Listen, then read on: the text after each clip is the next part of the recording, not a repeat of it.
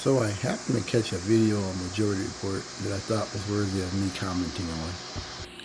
So they're referring to a conversation former President Barack Obama did with Kashan. I can't pronounce his name. This is a famous Indian correspondent. Talking about climate change, and Obama mentioned his daughter, I think Malia. She's 24, I believe, and he was talking about what he would tell her about climate change, and just basically explaining how to him, you know, instead of being I think three, be 2.2.5 parts as far as the sea level. I've got to say, to hear a president say that basically he thinks it's too far gone, that may be one of the darkest things I've heard said by a politician in my entire life. And it bothers me that years ago, so many things I read about and heard about were conspiracy theories, and to see things openly said on television actually bothers me. Marjorie Taylor Greene, runs around calling people transvestites in Congress. There's a part of me that bothers me. It bothers me that stereotypes and things that I heard are being borne out in science that I thought is being openly expounded upon. Let me say this: that'd be cataclysmic. 2.5. You're talking about huge parts of the world that would be uninhabitable.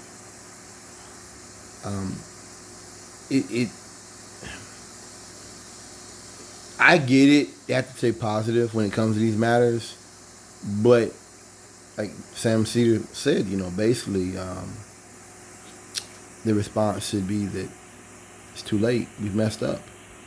And my first thought was the wildfires in Siberia. Nobody cared about that. That was totally normal. Wildfires in England, in Europe, totally normal. No one talks about that. I mean, we literally have water in Florida, shoreline water. I live on the beach. That's 90 degrees, and it's just normal now.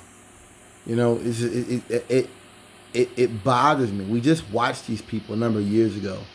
We watched these dogs literally run on the Capitol and threaten to kidnap and kill lead members of our democracy because they didn't agree with them in regards to an election. What do you think will happen when we start bringing refugees because of this? They've already showed you where they're at. When COVID happened, they ran out there with the guns and the vests on the first week of the quarantines, the first week of the lockdowns, if you want to call it that. What do you think that meant? They've reached their line in the sand. They're there. There's going to be a civil war. They're in a civil war. They're there. There's no shots being fired.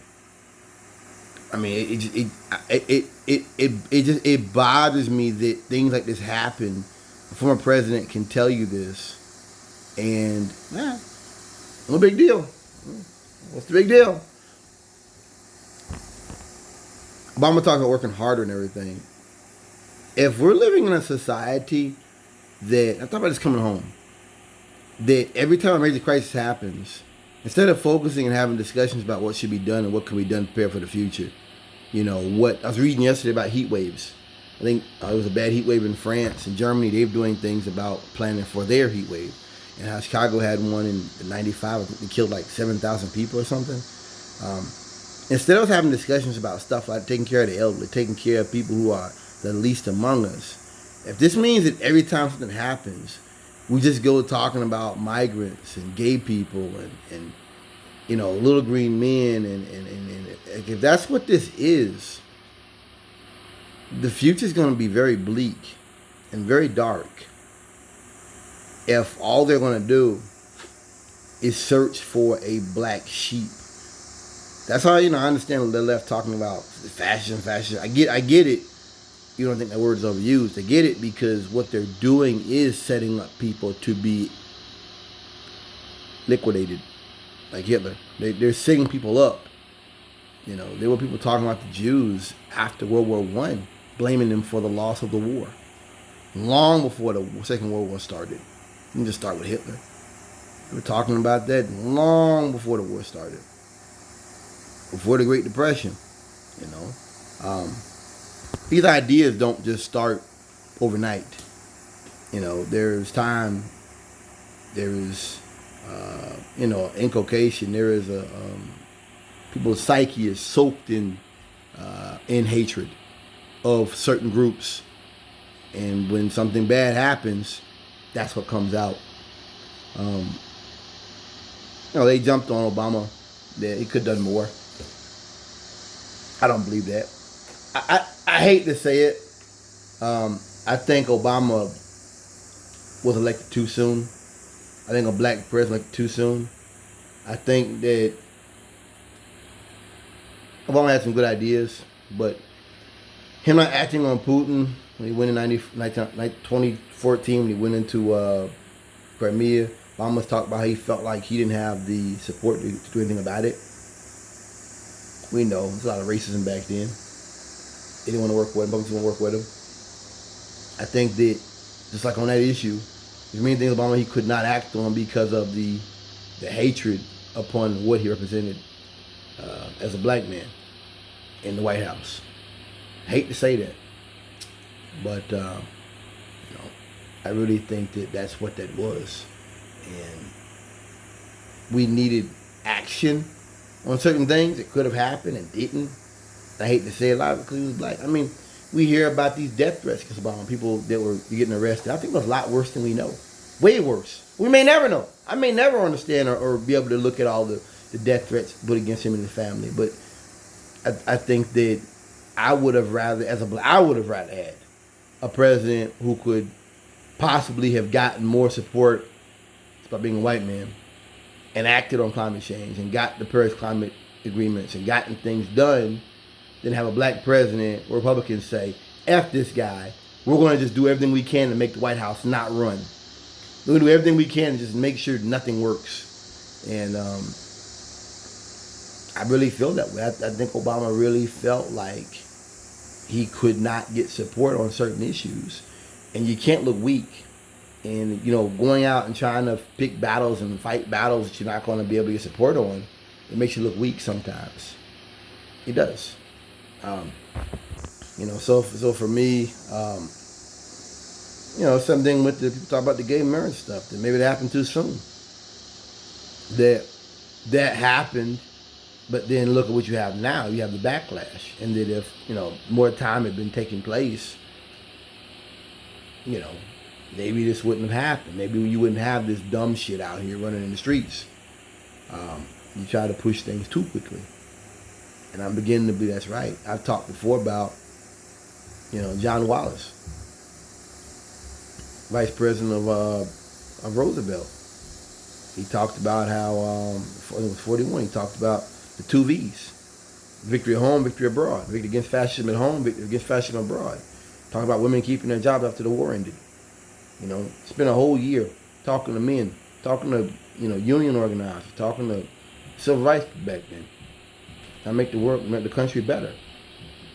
Now, things he talked about, desegregation and all that back then, couldn't have happened. And if it had, there would have been a backlash. I hate to say it, as a black man, I acknowledge that if he had gotten his way and become a president, it would have hurt us. Unfortunately, as Michael Brooks told, as he told us, much of the social progress in America is around the military. If you want to talk about anything, civil rights, gay marriage, gay rights, if you want to talk about anything as far as social stuff in this country, you cannot do it without taking a look at the military and their history and decisions and research done, by military members. I hate to say that, but that's just the way it is. I don't think Obama failed. I think he tried. And I feel like majority reports, they're not being fair with him on that issue. I remember, Scott Pruitt was elected as Attorney General of Oklahoma just to make hell for Obama and sue him every chance he got on issues, just to slow them down, just to It wasn't even arguing about is it right or not. It was arguing about procedural issues, and that gummed up the process. And they showed it was a guy that did research, and he got like a Pulitzer Prize for showing how all the stuff that Pruitt was putting out, all it was corporations that put out letters. He took those letters and copied them word for word using the state letterhead and putting his name on it. He was putting them out there as far as questioning the legitimacy of climate change. He was a puppet for big industry, for big oil and big industry. I just, Obama was facing a lot of people. I was watching a documentary on this on Frontline, talking about how, his whole thing was to get in the way. And there were people in Oklahoma before him that weren't this hardline. So for me, I know that that's nonsense. I know that you didn't get a fair shake on many things you had to do. When it comes to the Paris Climate Agreement, I remember Republicans talking about how they want a president that stands for America, not for Paris. The Paris Climate Agreement was staged in Paris. That's why they called it that. That's how dumb Republicans are. They name these Montreal Protocol. They name these things for the area they have the hearings at. So, I remember how dumb it was. I remember the dumbing down even back then of this black guy's getting in the way of us making money. Let's stop him. And we messed up, but it isn't all on him. You're talking about, the dumbing down of America. You're talking about people who can't even understand what climate change is. You're talking about a president that was elected after Obama who literally came in talking about snow and saying that could climate change have done this. And I remember thinking, we have a president that doesn't know the difference between climate and weather. That's where America is. I don't look at Trump no more. I look at people out here that would vote for Trump, knowing how he is, knowing what he would do. I don't spend so much time on institutions and parties and candidates that are really, they're one and done. These are people who they have no political future. I look at the portions of our society that welcome chaos and welcome a much more unstable world, and are willing to expound upon lies that have been told by Trump and by others. So for me, it's not fair to paint him with that broad brush of we screwed up. Obama did a lot of things. He tried to do at least. I mean, look at the New Deal with Roosevelt. A lot of that got thrown out by the Supreme Court. We don't talk about that. Roosevelt talked about the New Deal, the Bill of Rights, talking about everybody has the right to a fair wage. What happened to all that stuff? So, you can't jump on people who try to do the right thing and are just faced with opposition. Roosevelt said he saved capitalism from itself, and they hated him for it. So, I'm not going to go up here and dig up the dead and spit on the dead and you should have done. I'm not going to do that, because we're dealing with the times, and at this point, if you can't smell the smoke, if you can't see what's going on, I'm not sure you're worth the time or the effort of the elevator speech. Thanks for listening.